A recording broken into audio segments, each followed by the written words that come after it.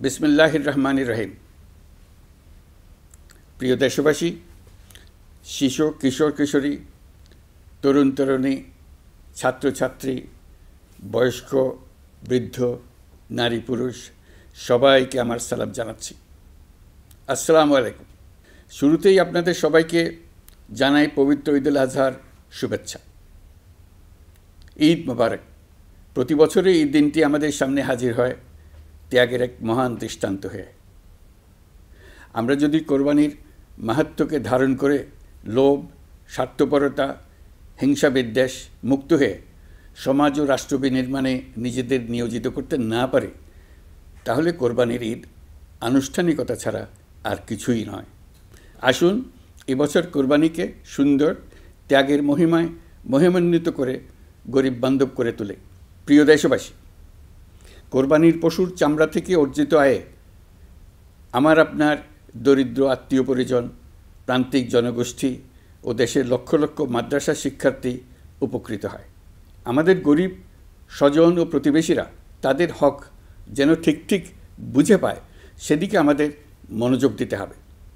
তবেই এই উৎসবটি হয়ে উঠবে ধনী গরিব সকলেরই উৎসব। পশুর চামড়ার ন্যায্য মূল্য নির্ধারণ, বর্জ্য ব্যবস্থাপনা সহ সার্বিক বিষয়ে সুষ্ঠু ব্যবস্থাপনা নিশ্চিত করতে সরকারের একটি উচ্চ পর্যায়ের কমিটি কাজ করছে। একটি কন্ট্রোল রুমও খোলা হয়েছে। কোরবানির চামড়া সংক্রান্ত যে কোনো সমস্যা, অভিযোগ ও পরামর্শ এই হটলাইনের নম্বরে ফোন করে নেওয়া যাবে। আমরা এই বছর কোরবানির পশুর চামড়া সংরক্ষণে 30,000 টন লবণ বিনামূল্যে সরবরাহ করেছি। কোরবানির ঈদে আরও একটি গুরুত্বপূর্ণ বিষয় হলো পরিষ্কার পরিচ্ছন্নতা। আমি দেশবাসীর প্রতি আকুল আহ্বান জানাই, আপনারা সকলে পরিবেশ পরিচ্ছন্ন রাখতে সমবেতভাবে এগিয়ে আসবেন। বিশেষ করে তরুণ তরুণীদেরকে এই বিষয়ে দৃষ্টি আকর্ষণ করছি। এবছর যারা হজব্রত পালন করছেন তাদের প্রত্যেককে জানাচ্ছি আন্তরিক শুভেচ্ছা ও অভিনন্দন। মহান রব্বুল আলমিনের অশেষ মেহেরবানিতে, আপনাদের দোয়ায় এবং সংশ্লিষ্ট সবার সর্বোচ্চ আন্তরিকতা ও পেশাদারিত্বের ফলে এবছর আমাদের হজ ব্যবস্থাপনায় সাফল্য এসছে। প্রথমবারের মতো সরকারি ব্যবস্থাপনায় লাব্বায়েক অ্যাপের মাধ্যমে হজের সার্বিক ব্যবস্থাপনা ও সেবা নিশ্চিত করা হচ্ছে। এখন পর্যন্ত হজ ব্যবস্থাপনায় কোনো অনিয়মের খবর আসেনি। টাকা দিয়েও হজে যেতে না পারার যন্ত্রণা কাউকে কাঁদতে হয়নি। হজ ক্যাম্প কিংবা বিমানবন্দরে কোনো হাজিকে প্রতিবাদ বিক্ষোভ করতে হয়নি। প্রথমবারের মতো সরকারি টাকায় কাউকে হজে পাঠানো হয়নি। প্রিয় দেশবাসী, ঈদুল ফিতরের অভিজ্ঞতাকে কাজে লাগিয়ে দীর্ঘমেয়াদে বাজারের জিনিসপত্রের দাম স্থিতিশীল রাখতে আমরা তৎপর হয়েছি। এবার কোরবানির ঈদেও কোনো জিনিসের দাম যাতে আকস্মিকভাবে বেড়ে না যায়, সেদিকে আমরা সর্বোচ্চ নজর দিয়েছি। ফলে এবার আলু, পেঁয়াজ, ডিম, চিনি, শাকসবজি, তরিতরকারি ও মশলাসহ অধিকাংশ পণ্যের দাম গত বছরের তুলনায় কমেছে। আমরা সার্বিক বাজার ব্যবস্থাকে দুর্বৃত্তদের চক্র থেকে বের করে এনে বাজারে একটা প্রতিযোগিতামূলক পরিবেশ তৈরি করতে পেরেছি। জনগণকে ন্যায্য মূল্যে নিত্য প্রয়োজনীয় জিনিস পৌঁছে দিতে সরকারের সব রকমের চেষ্টা অব্যাহত আছে। পাশাপাশি এই কোরবানির ঈদেও দেশবাসী যাতে নির্বিঘ্নে নিজেদের দেশের বাড়িতে যাতায়াত করতে পারেন, সেজন্য সরকার সর্বোচ্চ ব্যবস্থা নিয়েছে। আইনশৃঙ্খলা বাহিনীর সদস্যরা মানুষের জানমালের নিরাপত্তায় সজাগ রয়েছেন। ঈদের ছুটির মধ্যেও বিপুল সংখ্যক কর্মকর্তা কর্মচারী এবং পুলিশ ও সেনাবাহিনীর সদস্যরা অক্লান্ত পরিশ্রম করছেন। আমি তাদের প্রতি আন্তরিক কৃতজ্ঞতা জানাচ্ছি। শুধু ঈদের সময় নয়, আগামী দিনে কখনোই বাস, রেল ও বিমান যাত্রায় কোনো ধরনের অনিয়ম যাতে না হয়, সেজন্য সরকার একটি কেন্দ্রীয় অনলাইন টিকেটিং প্ল্যাটফর্ম করতে যাচ্ছে, যেখানে এই একই প্ল্যাটফর্ম থেকেই যাত্রীরা খুব সহজেই বাস, ট্রেন ও ফ্লাইটের টিকিট ক্রয় করতে পারবেন। একই রকমভাবে সব ধরনের সরকারি সেবা যাতে জনগণের দোরগোড়ায় পৌঁছে যায়, সেজন্য নাগরিক সেবা বাংলাদেশ এই নামে একটি সেন্টার পরিচালিত হচ্ছে। দেশের সর্বত্র শহরে, হাটে বাজারে তরুণ তরুণীদের মাধ্যমে বেসরকারি ব্যবস্থাপনায় সার্ভিস সেন্টার স্থাপনের কাজ শুরু করেছে। এটি ঢাকা শহরে কয়েকটি সেবাকেন্দ্রের মাধ্যমে শুরু হয়েছে।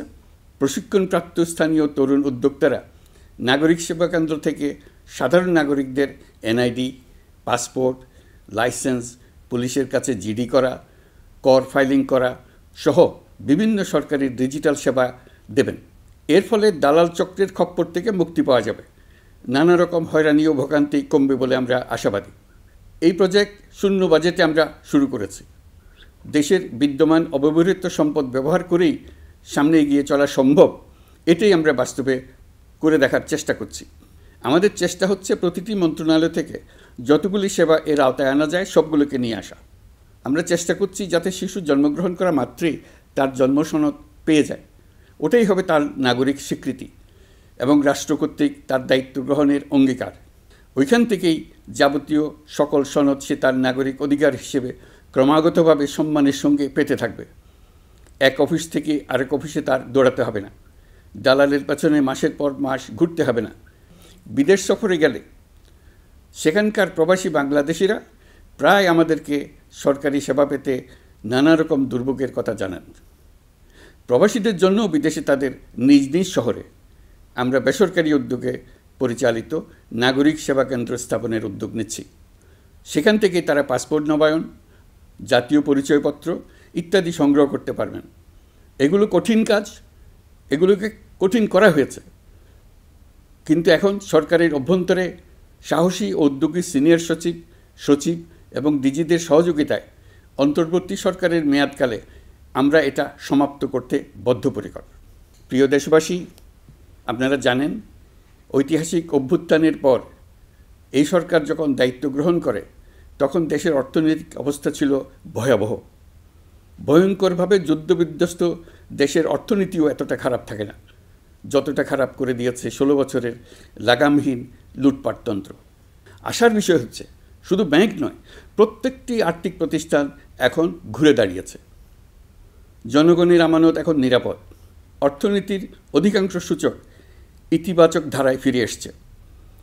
আমাদের অর্থনীতির ইতিবাচক ধারা বিদেশি বিনিয়োগকারীদেরকেও আকৃষ্ট করছে। বৈদেশিক মুদ্রার রিজার্ভ শূন্যে নেমে যাওয়ার ভয়ে পতিত সরকার বিদেশি ব্যবসায়ীদের আয় নিজ দেশে নিতে দিচ্ছিল না। আমরা সেটা নিরসন করেছি, বৈদেশিক মুদ্রার রিজার্ভকে ইতিবাচক অবস্থায় নিয়ে আসতে পেরেছি। এই অর্থ বছরে আমরা চেষ্টা করেছি এমন একটি বাজেট দিতে যা সত্যিকার অর্থে জনকল্যাণমুখী হয়। দেশের ইতিহাসে প্রথমবারের মতো একটি বাজেট তার আগের বছরের চেয়ে ছোট হয়েছে। প্রবৃত্তিকেন্দ্রিক ধারণা থেকে সরে এসে আমরা চেষ্টা করেছি সামগ্রিক উন্নয়নের ধারণায় জোর দিতে। এই বাজেট প্রথাগত ভৌত অবকাঠামো তৈরির খতিয়ান নয়। এই বাজেটে প্রাধান্য দেওয়া হয়েছে মানুষকে। নজরদারি বৃদ্ধির ফলে রপ্তানি আয় বেড়েছে। অর্থনীতির দুঃসময়ে আমাদের প্রবাসী ভাই বোনেরা রেমিটেন্স যোদ্ধা হিসেবে এগিয়ে এসছেন, যার ফলে রেমিটেন্স প্রবাহ উল্লেখযোগ্যভাবে বৃদ্ধি পেয়েছে।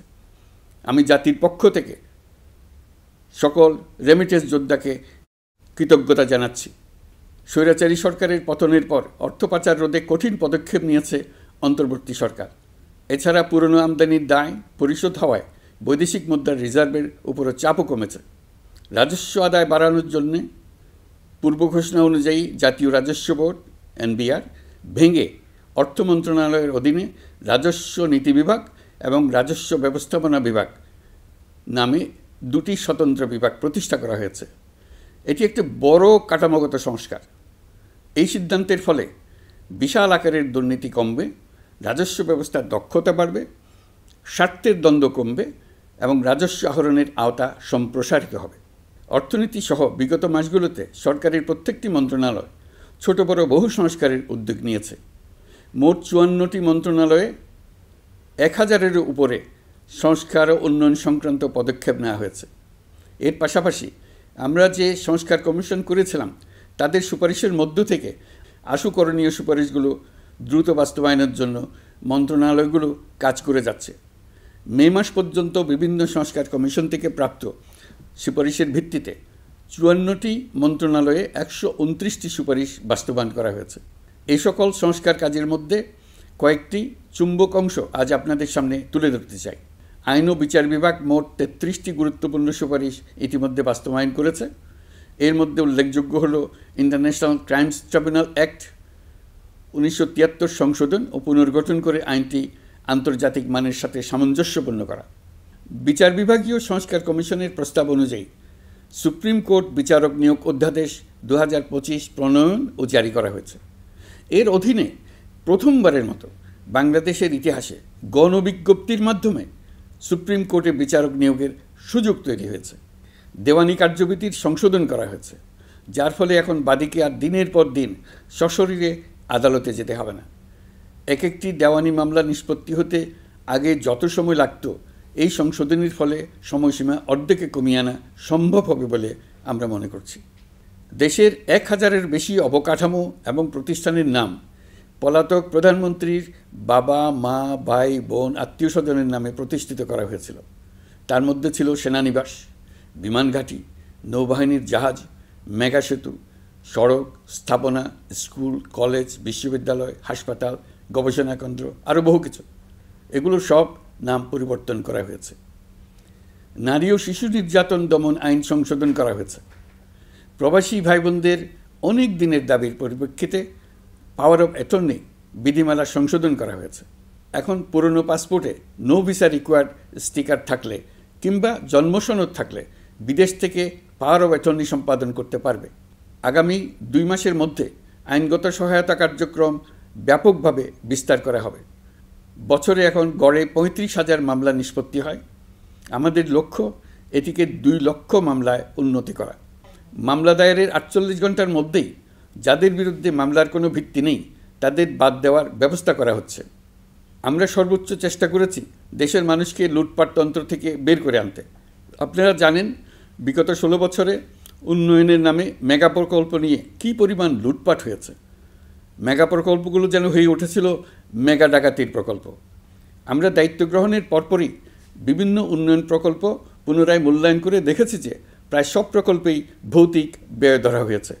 শুধুমাত্র সড়ক পরিবহন ও মহাসড়ক বিভাগ, সেতু বিভাগ, রেল মন্ত্রণালয়, বিদ্যুৎ বিভাগ, জ্বালানি ও খনিজ সম্পদ বিভাগ, এই 5টি বিভাগে ব্যয় সংকোচ করা হয়েছে 46,308 কোটি টাকা। এই টাকা দিয়ে জ্বালানি খাতে সমস্ত বকেয়া মিটিয়ে দিয়ে বকেয়ার পরিমাণ শূন্যে নামিয়ে আনা হয়েছে। বৈদেশিক ঋণ পরিশোধ করে সব ধরনের ঋণের ফাঁদ থেকে বেরিয়ে আসা আমাদের অগ্রাধিকার। দেশে বিনিয়োগ বাড়ানো ও নতুন কর্মসংস্থান তৈরিতে আমাদের গুরুত্ব দিতেই হবে। তা না হলে এদেশকে আমরা যে স্থানে নিয়ে যেতে চাই সেখানে নিয়ে যাওয়া সম্ভব হবে না। বিনিয়োগ ও কর্মসংস্থানের ব্যাপারে রাজনৈতিক দল ও জনগণ আমাদের সর্বাত্মক সমর্থন করছেন। সকলের মধ্যে ব্যাপক আগ্রহ, কৌতূহল আমাদের অনুপ্রেরণা যোগাচ্ছে। সংশ্লিষ্টদের সঙ্গে আলোচনা করে বিনিয়োগ পরিবেশ উন্নত করতে 30টি মূল সংস্কার কাজকে অগ্রাধিকার দেওয়া হয়েছে এবং ইতিমধ্যে 18টি সুপারিশ বাস্তবায়ন করা হয়েছে। বিনিয়োগ বান্ধব পরিবেশ গড়ে তুলতে এবং দেশি বিদেশি শিল্প প্রতিষ্ঠানের মধ্যে সংযোগ সৃষ্টি করতে আমরা সর্বোচ্চ চেষ্টা করে যাচ্ছি। গত অক্টোবর হতে মার্চ পর্যন্ত নেট বিদেশি বিনিয়োগ এসছে মোট 756 মিলিয়ন মার্কিন ডলার, অর্থাৎ প্রায় 9,247 কোটি টাকা। বাংলাদেশ ইনভেস্টমেন্ট সামিট 2025-এ নির্দিষ্ট খাতভিত্তিক সেশনের মাধ্যমে ব্যবসায়ী চেম্বার, ব্যাংক ও বেসরকারি খাতের অন্যান্য অংশীদারদের মধ্যে আলোচনা হয়েছে। ইনভেস্টমেন্ট সামিটে বিদেশি বিনিয়োগকারীরা ও রাজনৈতিক দলগুলোর মধ্যেও আলোচনার জন্য আলাদা ব্যবস্থা রাখা হয়েছিল, যাতে করে পরবর্তীতে যে দলই ক্ষমতায় আসুক না কেন তারা যেন বিনিয়োগ বান্ধব বাংলাদেশ গড়তে নিজেদের প্রতিশ্রুতির কথা জানাতে পারেন। সম্প্রতি চীনের বাণিজ্যমন্ত্রী চীনের 100টি কোম্পানির প্রায় 150 বিনিয়োগকারী ও ব্যবসায়ী নিয়ে বাংলাদেশে এসছেন। আমরা আশা করছি খুব দ্রুতই বড় আকারের বিদেশি বিনিয়োগ দেখতে পাব। সম্প্রতি আমি চীন, কাতার, জাপান সহ কয়েকটি দেশ সফর করেছি। এসব সফরেও বিভিন্ন বৈঠকে বাংলাদেশের অর্থনৈতিক সম্ভাবনা অগ্রগতির কথা তুলে ধরেছে। দ্বিপাক্ষিক বাণিজ্য বিনিয়োগের বিষয়ে ফলপ্রসূ আলোচনা হয়েছে। আরও বেশি সংখ্যক বাংলাদেশি যাতে বিদেশে কর্মসংস্থানের সুযোগ পায় সে চেষ্টা করেছে। বাংলাদেশে কাতারি বিনিয়োগকারীদের জন্য একটি বিশেষ অর্থনৈতিক অঞ্চল গড়ে তোলার বিষয়ে আমাদের মধ্যে আলোচনা হয়েছে। বাংলাদেশের লাখো লাখো ছেলেমেয়েরা মাদ্রাসায় পড়াশোনা করে, তাদের জন্য প্রযুক্তি শিক্ষা ও বিদেশি ভাষা শিক্ষা চালু করতে আমরা কাতার চ্যারিটির সাহায্য চেয়েছি। গত মাসে আমি জাপান সফরে গিয়েছিলাম। এই সফরে জাপানের প্রধানমন্ত্রী বাংলাদেশকে বাজেট সহায়তা ও রেলপথ উন্নয়নের জন্য $1 বিলিয়ন মার্কিন ডলারের ঋণ ঘোষণা করেছেন। দ্বিপাক্ষিক 3টি চুক্তিপত্র বিনিময় হয়েছে। এই সফরে দুই দেশের মধ্যে অর্থনৈতিক বিনিয়োগ ও অন্যান্য সহযোগিতার ক্ষেত্রে 6টি সমঝোতা স্মারক অর্থাৎ MOU স্বাক্ষর হয়েছে। বাংলাদেশের কর্মশক্তির দক্ষতা বৃদ্ধি এবং জাপানে তাদের কর্মসংস্থান সহজতর করার লক্ষ্যে জাপানের সঙ্গে আমরা 2টি সমঝোতা স্মারকে স্বাক্ষর করেছি। জাপানের শ্রমিক সংকট রয়েছে, আমরা আগামী 5 বছরে জাপানে 1 লক্ষ কর্মী পাঠানোর চুক্তি সই করেছি। এর চাইতে আরও বেশি শ্রমিক ক্রমাগতভাবে পাঠানোর আয়োজন করে এসছে। প্রিয় দেশবাসী, 1971 সালে বাংলাদেশ স্বাধীন হওয়ার পর অর্থনৈতিকভাবে আমাদের যে উন্নতির শিখরে থাকার কথা ছিল, বিশ্বের কাছে মাথা উঁচু করে দাঁড়াবার কথা ছিল, সেই উচ্চতায় আমরা পৌঁছতে পারিনি। আমরা চাই বাংলাদেশ দক্ষিণ এশিয়ার অর্থনৈতিক প্রাণকেন্দ্র হিসেবে প্রতিষ্ঠিত হোক। এই কারণে বিনিয়োগ পরিষেবার উন্নয়নের পাশাপাশি বন্দরের সক্ষমতা বাড়াতে উদ্যোগ নিয়েছি। এটা করা সম্ভব না হলে দেশের কোটি কোটি মানুষের বেকারত্ব ঘুচবে না, অর্থনৈতিক সংকট রয়েই যাবে। চট্টগ্রাম বন্দর নিয়ে অনেকের মধ্যে কৌতূহল তৈরি হয়েছে। মাঝে মাঝে এমন কথাও শুনেছি যে এই বন্দর বিদেশিদেরকে নাকি দিয়ে দেওয়া হচ্ছে। আমি আগেও জানিয়েছি, চট্টগ্রাম বন্দর হলো বাংলাদেশের অর্থনীতির হৃৎপিণ্ড। বর্তমানে এই হৃৎপিণ্ড অতি দুর্বল। এখন যে অবস্থায় আছে সেই অবস্থায় তাকে রেখে দিলে আমাদের অর্থনীতিকে সামনে এগিয়ে নিয়ে যাওয়া সম্ভব হবে না। এই হৃৎপিণ্ডকে বড় করতে হবে, মজবুত করতে হবে, সুঠাম করতে হবে। তা করতে হলে বহু উদ্যোগ গ্রহণ করতে হবে, অভিজ্ঞদের সাহায্য লাগবে। আমরা যাদের সঙ্গে যোগাযোগ করেছি তারা বন্দর ব্যবস্থাপনায় বিশ্বের সেরা, সবচেয়ে অভিজ্ঞ। তারা ইউরোপ, কানাডা, অস্ট্রেলিয়া, চীন, দক্ষিণ কোরিয়া, ভারত, পাকিস্তান, তুরস্ক, মধ্যপ্রাচ্য ও আফ্রিকা সহ বিশ্বজুড়ে বন্দর পরিচালনা করে। তাদের কাজ বন্দর ব্যবস্থাপনা। আমাদের লক্ষ্য হলো বন্দর ব্যবস্থাপনার কাজ যত তাড়াতাড়ি সম্ভব তাদের কাছ থেকে শিখে নাও। আমি গ্যারান্টি দিয়ে বলতে পারি, যদি 31 সালের মধ্যে আমরা বন্দরের কাজ শিখে ফেলি, এর পরবর্তী 5 বছরে অর্থাৎ 36 সালের মধ্যে পৃথিবীর যত দেশে যত বন্দর এই কোম্পানিগুলো চালায় তাদের বহু বন্দর এই বাংলাদেশিরাই পরিচালনা করবে। আপনারা যে বন্দরেই পা দেবেন দেখবেন সেখানে বাংলাদেশিরা আছেন। বহু লোকের কর্মসংস্থান হবে, বহু লোকের উপরে ওঠার সুযোগ হবে। তাদের নিজেদের প্রয়োজনেই তারা আমাদের চাকরি দেবে। আগে যে কোনো জাহাজে চড়লে দেখতাম জাহাজের নাবিক চট্টগ্রামের কিংবা সিলেটের। বন্দরের কাজ একবার শিখে নিতে পারলে ভবিষ্যতে আমরা যে বন্দরে যাব না কেন দেখব সেখানে চট্টগ্রাম, নোয়াখালী, সিলেট আর বরিশালের লোক, বাংলাদেশের লোক।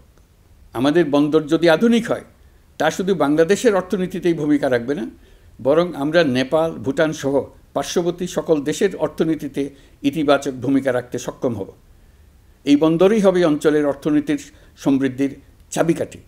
কুমিরা থেকে টেকনাফ পর্যন্ত নানা বন্দরের কর্মচাঞ্চল্যে সমগ্র উপকূল অঞ্চল দক্ষিণ এশিয়ার একটি গুরুত্বপূর্ণ অর্থনৈতিক প্রাণকেন্দ্র হিসেবে প্রতিষ্ঠিত হবে। এই পুরো অঞ্চলে অনেকগুলো শিল্পাঞ্চল গড়ে উঠবে শুধু সমুদ্রের সান্নিধ্য এবং তার ব্যবহারের দক্ষতার কারণে। তার সঙ্গে গড়ে উঠবে আরেকটি নতুন শিল্প, আধুনিক পদ্ধতিতে সমুদ্রে মাছ পালন, আহরণ ও প্রক্রিয়াজাতকরণের শিল্প।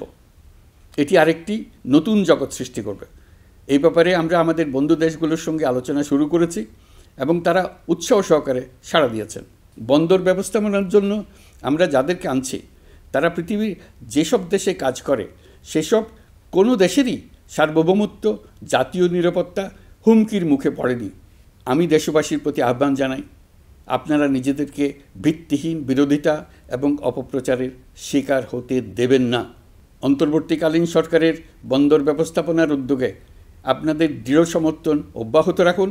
যারা বিরোধিতা করছে তাদের প্রতিহত করুন। আপনারা জানেন আমাদের দেশে এখন 12 লক্ষ রোহিঙ্গা বসবাস করছে। প্রায় 1 লাখ রোহিঙ্গা এসছে 2023 সাল থেকে 2024 সালের সেপ্টেম্বর সময়কালে, যখন রাখাইন রাজ্যে ব্যাপক যুদ্ধাবস্থা বিরাজ করছিল। সেখানে চলমান সংঘাত ও মানবিক পরিস্থিতির কারণে এখনও অনেকে আসতে চেষ্টা করছেন। রোহিঙ্গাদের বাংলাদেশে আসা বন্ধ করতে এবং যারা ইতিমধ্যে বাংলাদেশে অবস্থান করছেন তাদের প্রত্যাবাসনের জন্য আমরা উদ্যোগ নিয়েছি। আমরা যখন দায়িত্ব গ্রহণ করেছিলাম তখন রোহিঙ্গা ইস্যুটিকে প্রায় মৃত অবস্থায় পেয়েছিলাম। আন্তর্জাতিক এজেন্ডা থেকে ইস্যুটি ঝরে পড়েছিল। সেই অবস্থা থেকে আমরা ইস্যুটিকে বিশ্ববাসীর দৃষ্টির সম্মুখভাবে নিয়ে আসতে পেরেছি। আমি গত বছর সেপ্টেম্বর মাসে জাতিসংঘ সাধারণ পরিষদে রোহিঙ্গা বিষয়ক একটি আন্তর্জাতিক সম্মেলন অনুষ্ঠানের আহ্বান জানিয়েছিলাম। আপনারা জেনে খুশি হবেন, জাতিসংঘের সকল সদস্য রাষ্ট্র এই বিষয়ে একমত হয়েছেন এবং তারা একটি উচ্চ পর্যায়ের আন্তর্জাতিক সম্মেলন আয়োজনের সিদ্ধান্ত নিয়েছে। এই বছর সেপ্টেম্বর মাসে যুক্তরাষ্ট্রের নিউ ইয়র্কে এই সম্মেলনটি অনুষ্ঠিত হবে। একই সাথে রোহিঙ্গাদের প্রত্যাবাসনের জন্য আমরা আন্তর্জাতিক জনমত গঠন করতে পেরেছি। গত মার্চ মাসে বাংলাদেশ সফরে এসে জাতিসংঘের মহাসচিব অ্যান্তোনিও গুতেরেস পরিষ্কারভাবে ঘোষণা করেছেন যে মিয়ানমারে প্রত্যাবাসনই রোহিঙ্গা সমস্যার একমাত্র সমাধান। প্রত্যাবাসনের বিষয়ে আরেকটি বড় অগ্রগতি হচ্ছে মিয়ানমার সরকার কর্তৃক প্রত্যাবাসনযোগ্য রোহিঙ্গাদের সর্বপ্রথম তালিকা ঘোষণা। গত এপ্রিল মাসে ব্যাংককে বিমস্টেক সম্মেলনের সাইডলাইনে আলোচনার সময় মিয়ানমার সরকার প্রথমবারের মতো 1,80,000 রোহিঙ্গা প্রত্যাবাসনযোগ্য বলে ঘোষণা করেছে। রোহিঙ্গাদের প্রত্যাবাসনে ও আমাদের সীমান্তের নিরাপত্তা নিশ্চিত করতে মিয়ানমারের সরকার সহ সেখানকার বিদ্রোহী গোষ্ঠীর সাথে আনুষ্ঠানিক ও অনানুষ্ঠানিক যোগাযোগ রাখা হচ্ছে। আমরা যত দেশেই সফর করেছি সব দেশেই রোহিঙ্গা সংকট মোকাবেলায় রাষ্ট্রীয় নেতা ও সরকারের প্রতিনিধিদের সঙ্গে আলোচনা করেছি, তাদের সহযোগিতা চেয়েছে। তারা ইতিবাচকভাবে আমাদের আহ্বানে সাড়া দিয়েছেন। জাতিসংঘের মহাসচিব গত মার্চ মাসে ঢাকা সফরকালে রাখাইন রাজ্যে মানবিক বিপর্যয়ের মোকাবেলার জন্য একটি ত্রাণ চ্যানেলের প্রস্তাব করেছিলেন। তিনি বলেছিলেন এই প্রস্তাবটি রোহিঙ্গাদের প্রত্যাবাসনে সহায়ক হবে। বিষয়টি প্রস্তাব পর্যায়ে রয়ে গেছে। আমরা লক্ষ্য করেছি রাখাইনের জন্য বাংলাদেশ করিডোর দিয়ে দিয়েছে বলে একটা অপপ্রচার চালানো হচ্ছে। আমি সুস্পষ্টভাবে বলছি, এটা সর্বৈব মিথ্যা। এটা চিলে কান নিয়ে যাওয়ার গল্প। যারা অসত্য কল্পকাহিনী বানিয়ে বাংলাদেশের মানুষকে ক্রমাগত বিভ্রান্ত করে অশান্তি সৃষ্টিতে নিয়োজিত, এটা তাদেরই শিল্পকর্ম। আপনারা এ বিষয়ে হুঁশিয়ার থাকবেন, কোনোভাবেই বিভ্রান্ত হবেন না। এসব অপপ্রচার সত্ত্বেও আমরা লক্ষ্যচ্যুত হব না। এই জটিল সমস্যাটি সমাধানে আমাদের কাজ চালিয়ে যাব। প্রিয় দেশবাসী, আগামী মাসে জুলাই গণ অভ্যুত্থানের বছর পূর্ণ হবে। যাদের আত্মত্যাগের কারণে এই অভ্যুত্থান সম্ভব হলো, আমরা তাদেরকে এবং তাদের পরিবারকে প্রতি মুহূর্তে আমাদের দৃষ্টিতে রেখেছি। তাদের জন্য নানা কর্মসূচি আমরা বাস্তবায়ন করে চলেছি। এখন পর্যন্ত 834টি শহীদ পরিবারের মধ্যে 630টি শহীদ পরিবারকে 10 লক্ষ টাকা করে 63 কোটি টাকার সঞ্চয়পত্রের জন্য ব্যাংক চেক দেওয়া হয়েছে।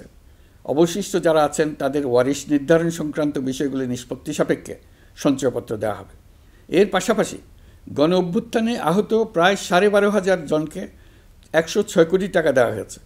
গণ অভ্যুত্থানে আহতদের মধ্যে সরকারি বেসরকারি বিভিন্ন হাসপাতালে এই পর্যন্ত 15,393 জন চিকিৎসা গ্রহণ করেছেন। স্বাস্থ্যসেবা বিভাগের মাধ্যমে 40 জন আর মুক্তিযুদ্ধ বিষয়ক মন্ত্রণালয়ের মাধ্যমে 11 জনকে উন্নত চিকিৎসার জন্য সিঙ্গাপুর, থাইল্যান্ড ও রাশিয়া পাঠানো হয়েছে। তাদের চিকিৎসা বাবদ এই পর্যন্ত সরকার 61 কোটি টাকা ব্যয় করেছে এবং এই ব্যয় অব্যাহত আছে। আরও 28 জন জুলাই যোদ্ধাকে উন্নত চিকিৎসার জন্য সিঙ্গাপুর, থাইল্যান্ড ও তুরস্কে পাঠানোর প্রক্রিয়া চলছে।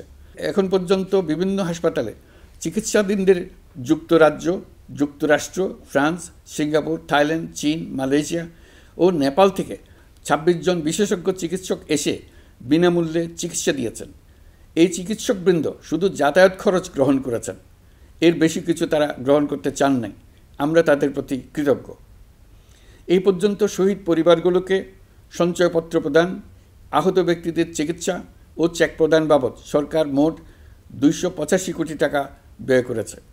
প্রিয় দেশবাসী, আমি শুরু থেকেই বলেছি, পতিত স্বৈরাচার বাংলাদেশকে যেভাবে ধ্বংসস্তূপ বানিয়েছে, সেখান থেকে নতুন করে যাত্রা শুরু করতে হলে ন্যূনতম 3টি আবশ্যিক কাজ সম্পন্ন করতে হবে।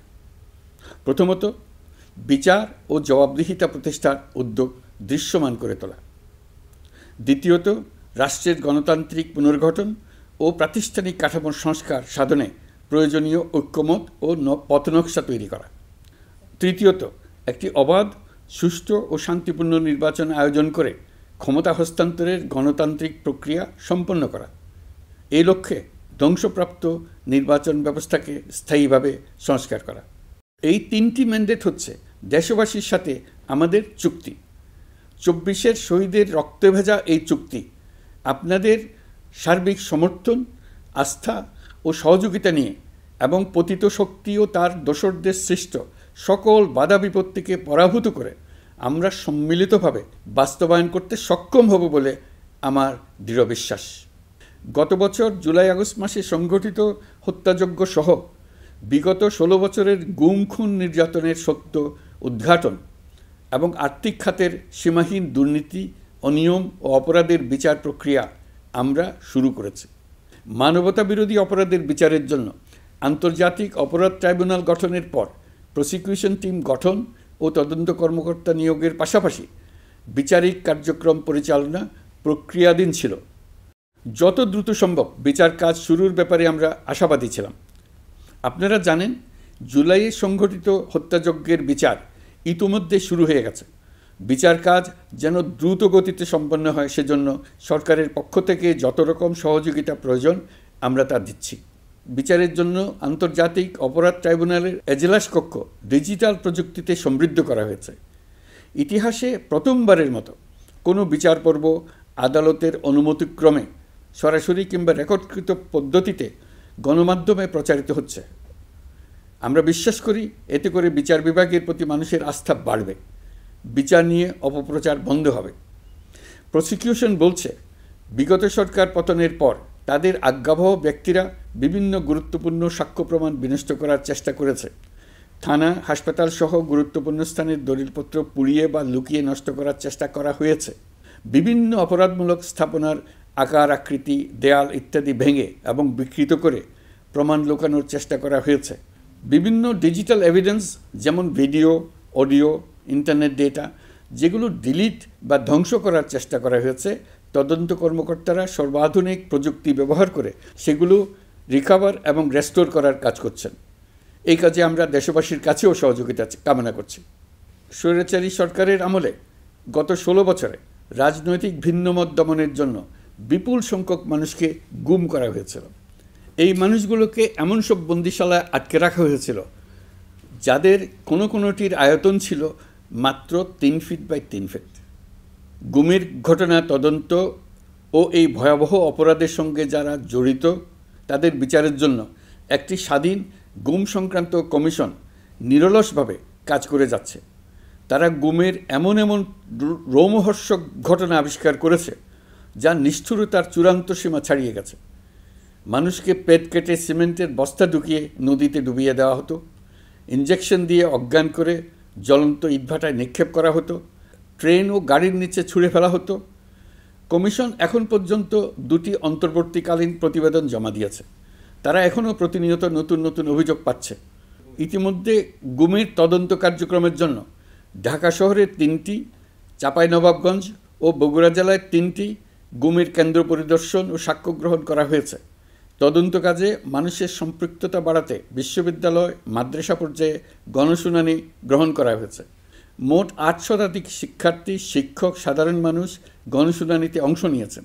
গুম সংক্রান্ত বেশ কিছু অভিযোগ ইতিমধ্যে আন্তর্জাতিক অপরাধ ট্রাইব্যুনালের তদন্ত সংস্থার কাছে জমা হয়েছে।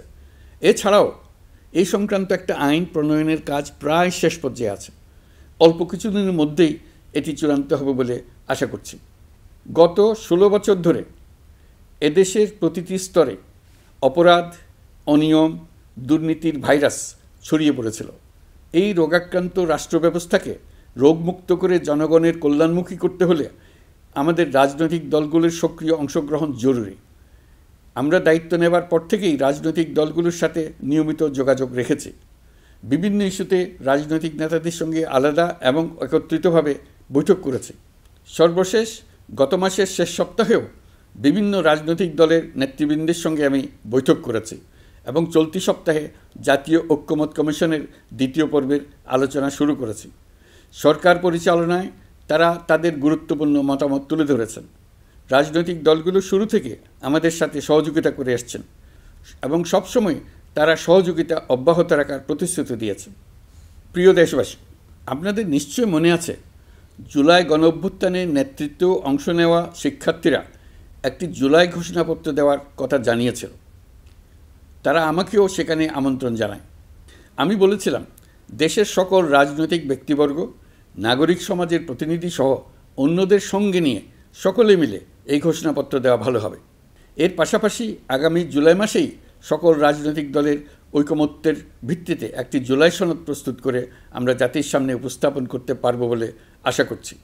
এই জুলাই সনদ হলো একটি প্রতিশ্রুতি, একটি জনকল্যাণমুখী রাষ্ট্র নির্মাণের জন্য সংস্কার কমিশন যে প্রস্তাবগুলো দিয়েছে সেগুলোর মধ্য থেকে রাজনৈতিক দলগুলো যে কয়টিতে একমত হয়েছে তার তালিকা থাকবে এই সনদে।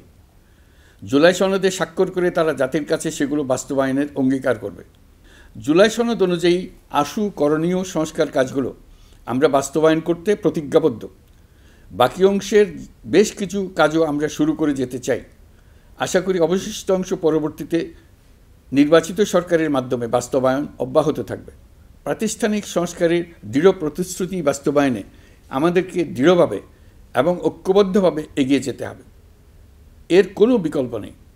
এর বাস্তবায়নের মাধ্যমে পুরো বিশ্বের কাছে দেশের নতুন ঐক্যবদ্ধ ভাবমূর্তি তুলে ধরা যাবে।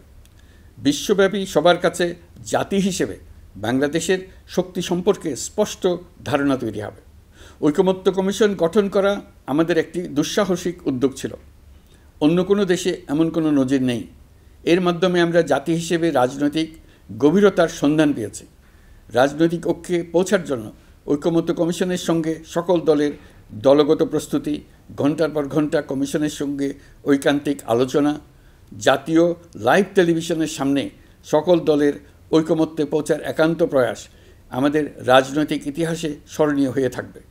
এই কমিশনের চেয়ারম্যান হিসেবে আমি সকল রাজনৈতিক দলের কাছে তাদের সীমাহীন ধৈর্য এবং কমিশনের প্রতি তাদের সহযোগিতা এবং সৌজন্য প্রকাশের জন্য জাতির পক্ষ থেকে ধন্যবাদ জানাচ্ছি। আশা করি আমাদের অসমাপ্ত কাজ সমাপ্ত করে শিগগিরই পূর্ণাঙ্গ জুলাই সনদ তৈরি করে জাতির জন্য একটা নতুন পথ নির্দেশনা রেখে যেতে পারব। এই কমিশনের অভিজ্ঞতার মাধ্যমে দেশের যে নতুন রাজনৈতিক সংস্কৃতি গড়ে ওঠার সম্ভাবনা দেখা দিয়েছে, আগামী নির্বাচনের মাধ্যমে যদি সেটা বিকাশমানভাবে স্থায়ী রূপ দিতে পারে তাহলে আমরা ভবিষ্যতের সকল রাজনৈতিক সংকট মোকাবেলা করতে সক্ষম হব।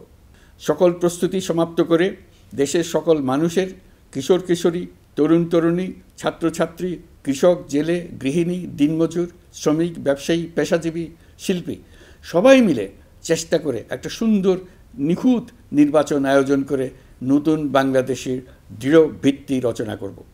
প্রিয় দেশবাসী, আমি জানি আগামী জাতীয় নির্বাচন কখন হবে সে বিষয়ে সিদ্ধান্ত জানার জন্য রাজনৈতিক দল ও জনগণের মধ্যে বিপুল আগ্রহ রয়েছে। আমি বারবার বলেছি এই নির্বাচন ডিসেম্বর থেকে আগামী বছরের জুনের মধ্যে অনুষ্ঠিত হবে। এই সময়ের মধ্যে দেশের নির্বাচন উপযোগী পরিবেশ সৃষ্টির জন্য যা যা করা দরকার সরকার তাই করছে। এখানে মনে রাখা জরুরি, বাংলাদেশ স্বাধীনতার পর থেকে যতবার গভীর সংকটে নিমজ্জিত হয়েছে তার সবগুলোরই প্রধান কারণ ছিল ত্রুটিপূর্ণ নির্বাচন। ত্রুটিপূর্ণ নির্বাচন প্রক্রিয়ায় বারবার ক্ষমতা কক্ষিগত করার মধ্য দিয়ে একটি রাজনৈতিক দল বর্বর ফ্যাসিস্টে পরিণত হয়েছিল। এই ধরনের নির্বাচন যারা আয়োজন করে তারা জাতির কাছে অপরাধী হিসেবে চিহ্নিত হয়ে যায়। এমন নির্বাচনের মধ্য দিয়ে যে দল ক্ষমতায় আসে তারাও জনগণের কাছে ঘৃণিত হয়ে থাকে। এই সরকারের একটি বড় দায়িত্ব হলো একটি পরিচ্ছন্ন, উৎসবমুখর, শান্তিপূর্ণ, বিপুলভাবে অংশগ্রহণের পরিবেশে একটি নির্বাচন অনুষ্ঠান করা, এমন একটি নির্বাচন আয়োজন করা যাতে করে দেশ ভবিষ্যতে নতুন সংকটে না পড়ে। এই জন্য সবচেয়ে বেশি গুরুত্বপূর্ণ হলো প্রাতিষ্ঠানিক সংস্কার। যেই প্রতিষ্ঠানগুলো নির্বাচনের সঙ্গে সরাসরি জড়িত সেগুলোতে যদি সুশাসন নিশ্চিত করা না যায় তাহলে ছাত্র জনতার সকল আত্মত্যাগ বিফলে যাবে। সংস্কার, বিচার, নির্বাচন এই তিনটি ম্যান্ডেটের ভিত্তিতে আমরা দায়িত্ব গ্রহণ করেছিলাম। সেই বিবেচনায় আগামী রোজার ঈদের মধ্যে সংস্কার ও বিচারের বিষয়ে আমরা একটি গ্রহণযোগ্য জায়গায় পৌঁছতে পারব বলে বিশ্বাস করি।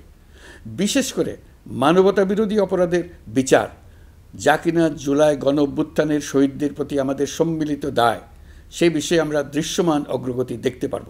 এতে আমাদের উপর আপনাদের অর্পিত ম্যান্ডেট ন্যূনতম হলেও বাস্তবায়ন করে যেতে পারব।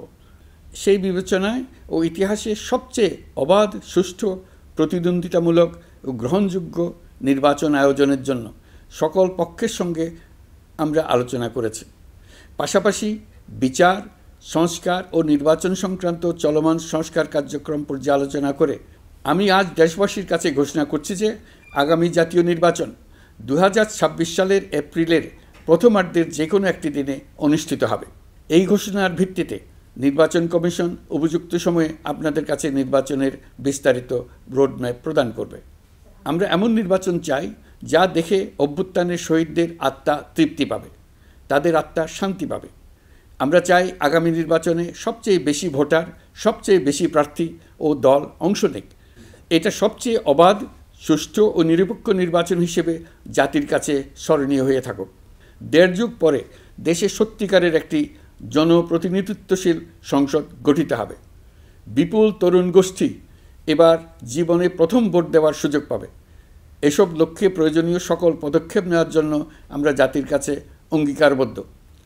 আমি দেশবাসীর প্রতি আহ্বান জানাই, আপনারা সকল রাজনৈতিক দল এবং আপনাদের এলাকার প্রার্থীদের কাছ থেকে সুনির্দিষ্ট অঙ্গীকার আদায় করে নেবেন, যেন আগামী সংসদের প্রথম অধিবেশনেই যেসব সংস্কারের প্রশ্নে ঐকমত্য অর্জিত হয়েছে তা কোনো প্রকার কাটাছেঁড়া ছাড়াই যেন তারা অনুমোদন করেন। আপনারা ওয়াদা আদায় করে নেবেন যে তারা বাংলাদেশের স্বাধীনতা, সার্বভৌমত্ব, আঞ্চলিক অখণ্ডতা এবং জাতীয় মর্যাদার প্রশ্নে কখনো কোনো প্রকার আপোষ করবেন না এবং দেশের বাইরের কোনো শক্তির কাছে দেশের স্বার্থ বিকিয়ে দেবেন না।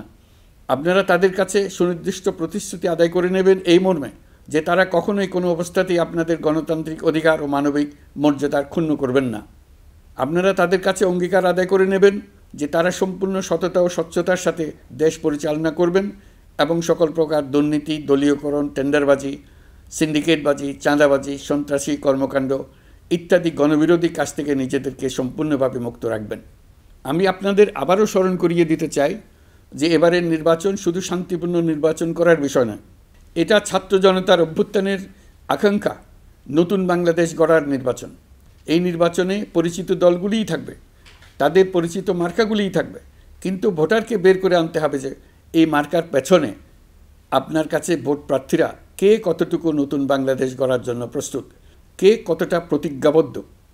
আমরা যারা এই নির্বাচনে ভোটার হব তারা অত্যন্ত সৌভাগ্যবান এবং সৌভাগ্যবতী। আমরা একটা অনন্য ঐতিহাসিক ভূমিকা পালনের সুযোগ ও দায়িত্ব পাচ্ছি।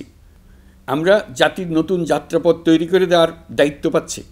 আমরা নতুন রাজনৈতিক সংস্কৃতি সৃষ্টির মহান সুযোগটা পাচ্ছি। আমাদের সুচিন্তিত ভোটের মাধ্যমেই নতুন বাংলাদেশ নির্মিত হবে। শহীদদের রক্তদান সার্থক হবে। আশা করি বিষয়টা নিয়ে চিন্তাভাবনা করেই সবাই ভোট কেন্দ্রে যাব এবং দৃঢ়প্রত্যয়ে ভোট দেব। এখন থেকে ভাবনা চিন্তা শুরু করুন, আলোচনা শুরু করুন। এখন থেকে আপনাদের ভোটের গুরুত্বটা বুঝে নিন। আপনার এবারের ভোটের গুরুত্ব ঐতিহাসিক মানদণ্ডে দেখা হবে।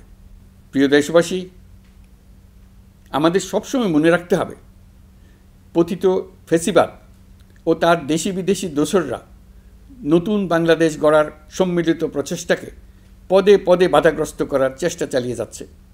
তারা নানামুখী অপপ্রচারে লিপ্ত। তারা সবসময় চাইবে জুলাই অভ্যুত্থানের মাধ্যমে তৈরি হওয়া জাতীয় ঐক্যের শক্তিকে পরাভূত করতে, গণতান্ত্রিক আকাঙ্ক্ষা বাস্তবায়নের প্রচেষ্টাকে লাইনচ্যুত করতে এবং বাংলাদেশকে পুনরায় করায়ত্ত করতে। আমি আগেও বলেছি, আজ আবারও বলছি, আমরা একটা যুদ্ধ অবস্থায় আছি। এখন আমাদের একতাবদ্ধ থাকতে হবে যে কোনো মূল্যে। পরাজিত শক্তি এবং তাদের সহযোগীরা ওত পেতে বসে আছে আমাদের ছোবল মারার জন্য, আমাদের অগ্রযাত্রাকে রুখে দেওয়ার জন্য। আমরা তাদের কিছুতেই এই সুযোগ দেব না। আসুন আমরা আমাদের সম্মিলিত প্রচেষ্টায় প্রিয় মাতৃভূমির স্বাধীনতা, সার্বভৌমত্ব, আঞ্চলিক অখণ্ডতা ও জাতীয় মর্যাদার বিরুদ্ধে যে কোনো আঘাত প্রতিহত করার উদ্দেশ্যে প্রতিরোধের ঐক্যবদ্ধ সুদৃঢ় প্রাচীর গড়ে তুলি। প্রিয় দেশবাসী, সবাইকে আবার ঈদের শুভেচ্ছা ও সালাম জানাচ্ছি। মহান আল্লাহ আমাদের সহায় হন। আল্লাহ হাফেজ।